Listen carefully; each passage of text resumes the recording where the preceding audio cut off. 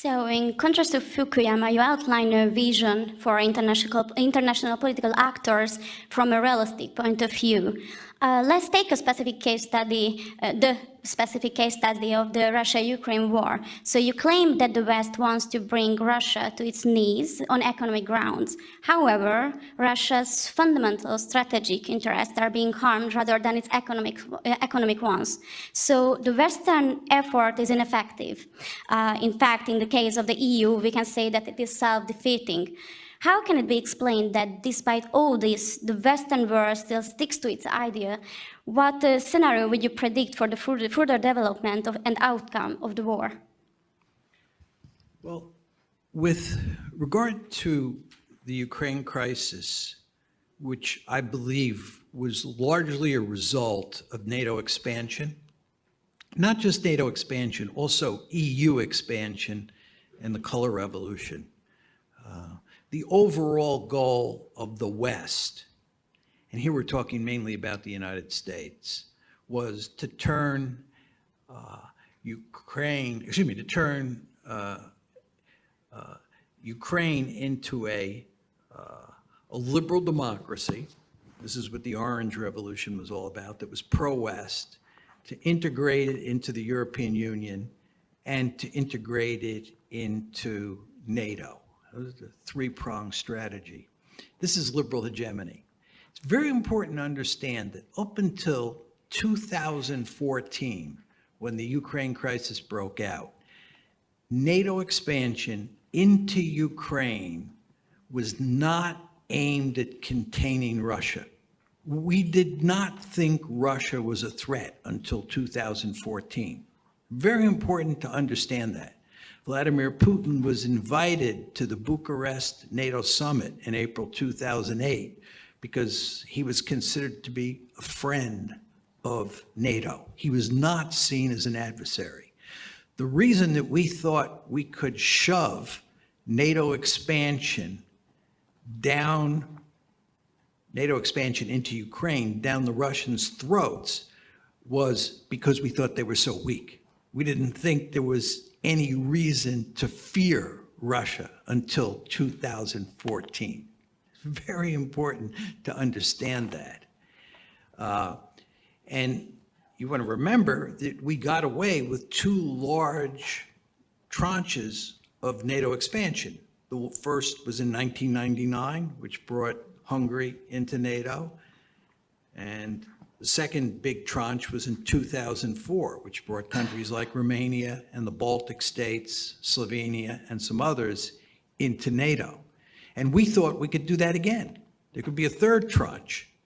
And the first tranche that involved Hungary, the second tranche which involved Romania, those were not designed to contain a Russian threat, because there was no Russian threat in our minds. This was liberal hegemony at play. The idea here was to make Western Europe and Eastern Europe part of a seamless web of liberal democracies that were deeply committed to capitalism and to peace. But this all fell apart in 2014, February 22nd, 2014, when a major crisis broke out in Ukraine. And the end result of that, of course, was that the Russians took Crimea and a civil war broke out in the Donbass that the Russians got involved in. At that point in time, Western thinking, I'm talking here mainly about the United States again, our thinking about Russia changed. That's when we decided that Vladimir Putin was an aggressor, that Russia was a threat, and that we had to contain Russia. But to contain Russia, we still wanted to bring Ukraine into NATO. We did not abandon the 2008 decision to bring Ukraine into NATO. Therefore, after the crisis broke out in 2014, we started training large numbers of Ukrainians to fight against the Russians in the Donbass. We began arming the Ukrainians after 2017. So we were training them, arming them, giving them intelligence, helping them plan their military operations. And what was happening here, it's very important to understand this, is that Ukraine was becoming a de facto member of NATO. It was not becoming an official member of NATO, although we remained firmly committed to making Ukraine a de jure member of NATO, especially after the Biden administration came to power in January 2021. We remain firmly committed to making it a de jure member of the alliance, as we said we would back in April 2008. But more importantly, it was becoming a de facto member. You know that today, President Zelensky and his defense minister both explicitly refer to Ukraine as a de facto member of NATO. That's no accident. One of the principal reasons that the Ukrainians have fought so well against the Russians is because we helped train them and arm them so well. It's very important to understand that. So what you see what's happening here is that when the crisis broke out in 2014, and we finally realized that the Russians were serious about not allowing Ukraine to become a Western bulwark on their border, we did not back off. We did not back off. What we did was we doubled down. And of course, the Russians, over the course of 2021, made it clear that the situation was getting out of control, that Ukraine was becoming so thoroughly integrated into NATO that it was a serious threat.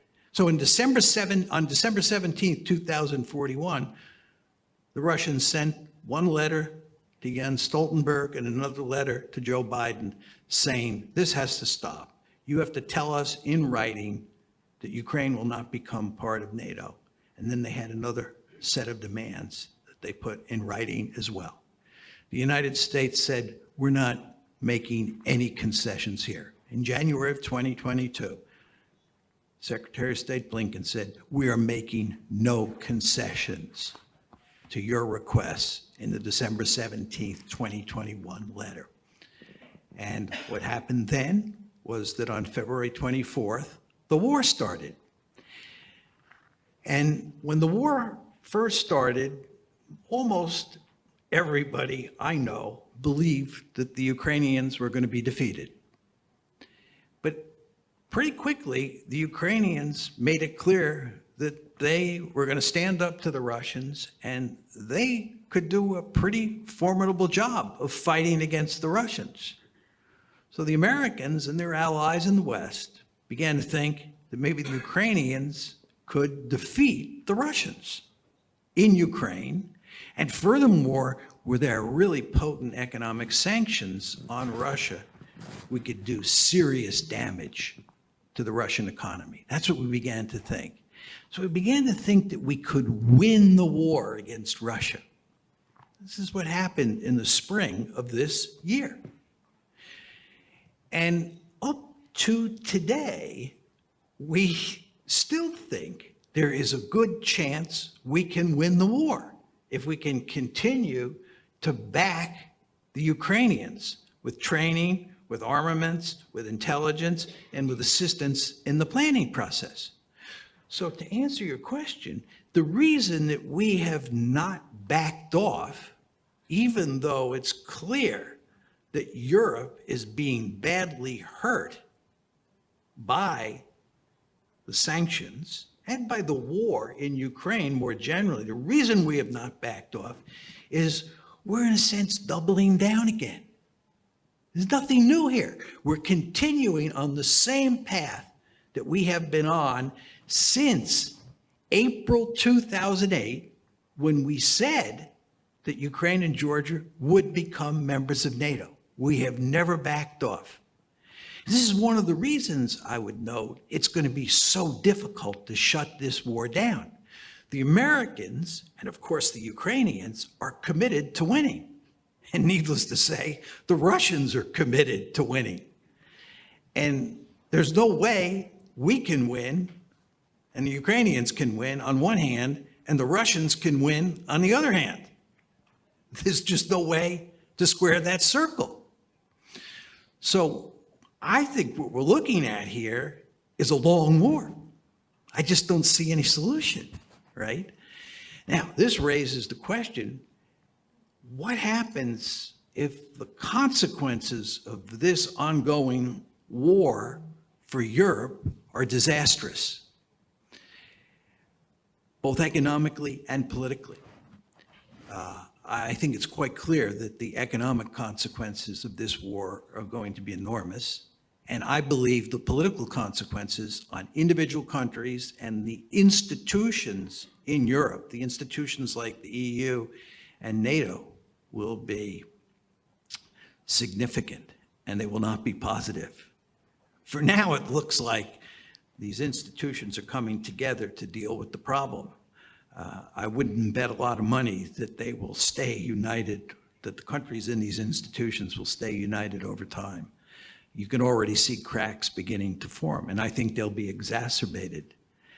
What the Americans do is the Americans, I think, will continue to double down because the Americans are committed to winning, and the Americans are not being hurt economically anywhere near as much as the Europeans are.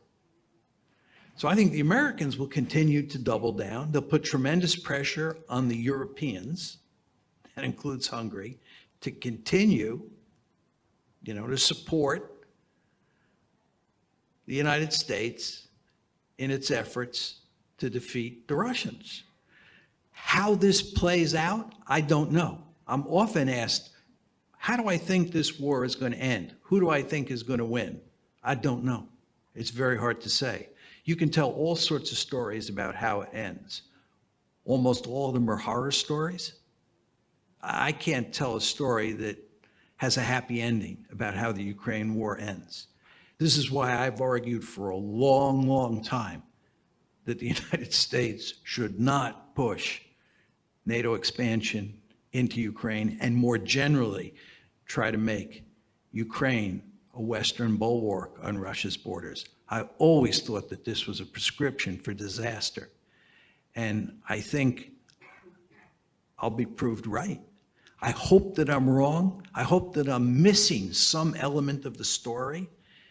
And that missing element of the story will lead to at least a reasonably happy ending to this tragedy. But I don't think so, I'm sad to say.